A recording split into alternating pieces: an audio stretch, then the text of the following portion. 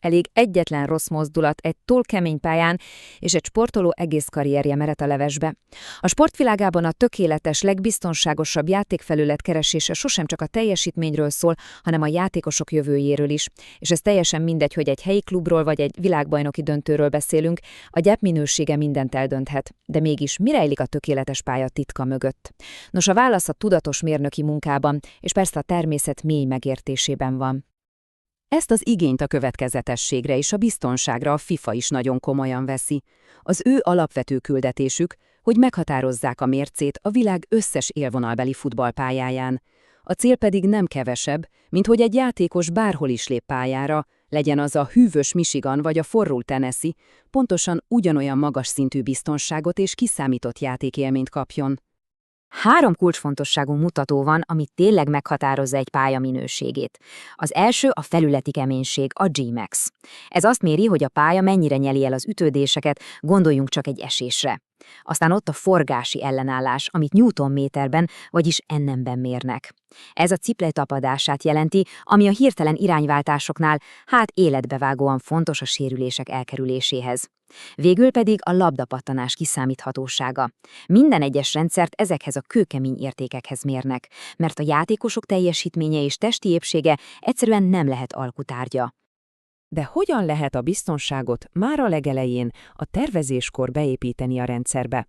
Az első részben pontosan ennek a mérnöki bravúrnak járunk utána. Nézzük is meg! A FIFA megbízásából a Michigani Állami Egyetemen végeztek teszteket, amik elég sokat mondó eredményeket hoztak a felületi keménység, azaz a G-Max tekintetében. Ahogy látjátok, több hibrid rendszer is a biztonságos tartomány felső határát súrolja, sőt, meg is haladja azt. Ezzel szemben a Powergrass a 71-es értékével egy teljesen más filozófiát képvisel. Ez a beépített biztonsági tartalék filozófiája. Igen, a Powergrass 71 G-Max értékről indul. Ez stratégiailag a FIFA által meghatározott ideális tartomány legpuhább végére helyezi. És ez persze nem véletlen. Ez egy nagyon is tudatos döntés a hosszú távú biztonság érdekében. Szóval a lényeg itt nem csupán az, hogy megfelel-e a szabványnak, hanem az, hogy van egy beépített biztonsági puffere. Míg más rendszerek már a felső határhoz közel indulnak, és minden meccsel csak egyre keményebbek lesznek, a Powergrassnak van tere a természetes tömörödésre, mielőtt a pálya veszélyesen keményé válna. Ez a beépített előrelátás. És ez a gyakorlatban komoly előnyt jelent. Az alacsonyabb kiindulási keménység miatt sokkal ritkábban van szükség drága és a gyökérzetet potenciálisan károsító karbantartásra. A vertidrén, vagyis a mélazítás egy olyan eljárás, ami fellazítja a tömörödött talajt. De ha ezt 3 hetente sűrűbben végzik, az komolyan károsíthatja a gyökereket, ami az egész pálya egészségét veszélyezteti. A Powergrass esetében erre a beavatkozásra jóval ritkábban van szükség. Oké, de egy tökéletes pályának mindenhol, mindenféle körülmények között teljesítenie kell. Most pedig nézzük meg, mi történik, amikor a legnagyobb ellenfél lép a pályára, a könyörtelen hőség. Hogy pontosan megértsük a hőség hatását, 2 egymástól gyökeresen eltérő éghajlatról származó tesztadatot hívunk segítségül, a hűvös Michiganből és a forró Tennessee-ből. A számok pedig, magukért beszélnek. A keménység és a labdapattanás hihetetlenül következetes marad, és ez a speciálisan tervezett 3-dimenziós hálónak és a tartós szálaknak köszönhető. De nézzétek meg a forgási ellenállás, vagyis a cipő tapadásának drámai, több mint 26%-os csökkenését a melegebb éghajlaton. Ez a csökkenés közvetlen veszélyt jelent a játékosokra, és durván megnöveli a bokaficamok és térdsérülések kockázatát. Ez rávilágít a lényegre. A tapadást elsősorban a természetes fű gyökérzete adja. Ha a fű szenved a hőségtől, a pálya veszít a tapadásából. Mégis a Powergrass mesterséges alaprendszere még ilyen körülmények között is képes stabil és biztonságos játékfelületet biztosítani, megakadályozva, hogy a pálya teljesen szétessen. Na de hogyan lehet küzdeni a hőség ellen anélkül, hogy elárasztanánk a pályát vízzel? A válasz nem a felszínen van, hanem a talajban, egy különleges vulkáni ásvány formájában.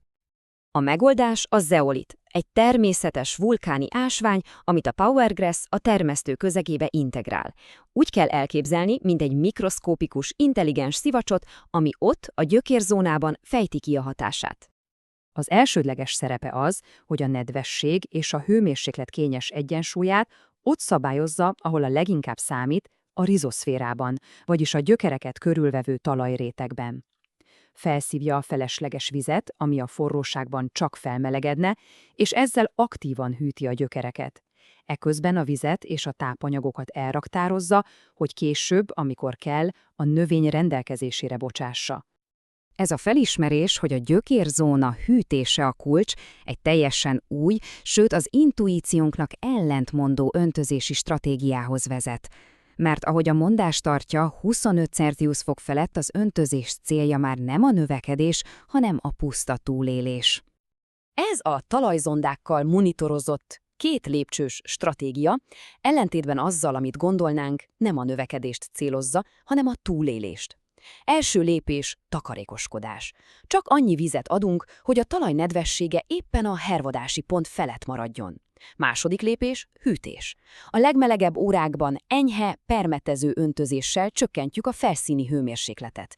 A cél az, hogy csökkentsük a hő felhalmozódását a gyökerekben, és segítsünk a fűnek átvészelni ezt a stresszes időszakot, miközben rengeteg értékes vizet takarítunk meg. Rendben, láttuk tehát, hogyan védi a rendszer a játékosokat a kemény talajtól, és magát a pályát a hőségtől. Most kössük össze a szálakat, és nézzük meg, mit jelent mindez egy pálya hosszú távú egészségének, fenntarthatóságának és persze gazdaságossága szempontjából. A lényeg tehát egy szimbiotikus kapcsolat. A szintetikus szerkezet és az okos, zeolittal dúsított szubsztrátum egyetlen fő célt szolgál. Tökéletes környezetet teremteni a természetes gyep számára, hogy az a lehető legegészségesebb és legerősebb lehessen. Mivel a pálya stabilitását ennek a szimbiotikus rendszernek az egészsége garantálja. A hő és a nedvesség kezelése mellett kulcsfontosságú, hogy a szerves anyagtartalmat az ideális 1,5–3% között tartsuk. Ha ennél kevesebb, a fű szenvedni fog, ha pedig több, akkor a pálya túl puhává, szinte szivacsszerűvé válik, ami szintén veszélyes. És végső soron ez a finoman hangolt, élő rendszer, egy egészséges, stabil, természetes játékfelület, az egyetlen igazi garancia a játékosok biztonságára. Ez a gyep egészségét előtérbe helyező, előrelátó gondolkodás végső soron egy olyan pályát eredményez, amit sokkal egyszerűbb és olcsóbb fenntartani a teljes életciklusa alatt. Kevesebb vészhelyzeti beavatkozás, és persze, kevesebb költség. Ez pedig egy utolsó elgondolkodottató kérdéssel hagy itt minket, a tökéletes pályát a mai teljesítménye alapján mérjük, vagy a holnapi ellenálló képességére tervezzük, mert a legjobb rendszerek nem csak arra készülnek, hogy ma megfeleljenek egy teszten, hanem arra tervezték őket, hogy ellenálljanak a jövő kiszámíthatatlan kihívásainak is.